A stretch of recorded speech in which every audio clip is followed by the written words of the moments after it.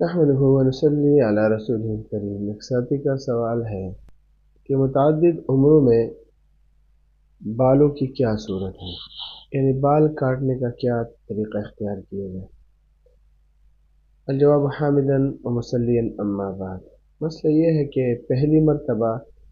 عمرے میں قصر کرنے کے بعد دوسرے عمرے کے حلق کروانے کے وقت اگر ایک پورے کے بقدر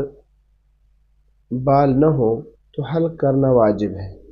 کیونکہ قصر میں کم از کم ایک پورے کے برابر بال کاٹنا واجب ہوتا ہے۔ اگر مذکورہ شخص جس نے سوال کیا ہے چھٹے عمرے کے بعد سے ابھی تک سر نہیں منڈایا بلکہ مشین لگائی ہے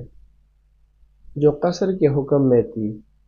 تو وہ ابھی تک احرام کی حالت ہی میں ہے،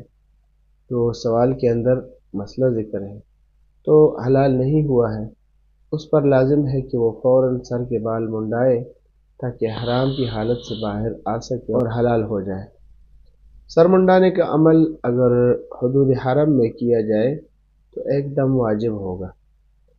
اور اگر حدود حرم سے باہر کیا جائے تو اس صورت میں 2 دم واجب ہوں گے۔ ایک دم حلق کرائے بغیر اگلے عمرے کے لیے احرام باندھنے کی وجہ سے، یعنی جمع بین الاحرامین سمیت تمام جنایات کی وجہ سے، اور دوسرا دم چھٹے عمرے کا حلق حدود حرم سے باہر کروانے کی وجہ سے واجب ہوگا، کیونکہ دوسرے عمرے میں حلق کروانا لازم تھا، لیکن حلق نہ کرانے سے آپ احرام کی حالت سے نہیں نکلے اور اگلے عمرے کے لیے احرام باندھنے کی وجہ سے جمع بین الاحرامین ہو گیا۔ اسی طرح یہ سلسلہ چھٹے عمرے تک جاری رہا، یعنی 4 مرتبہ جمع بین الاحرامین کیا،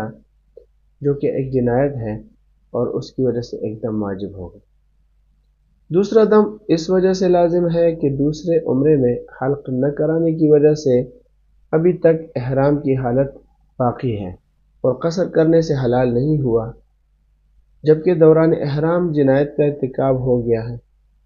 چنانچہ اس دوران جتنی بھی جنایت کی ہے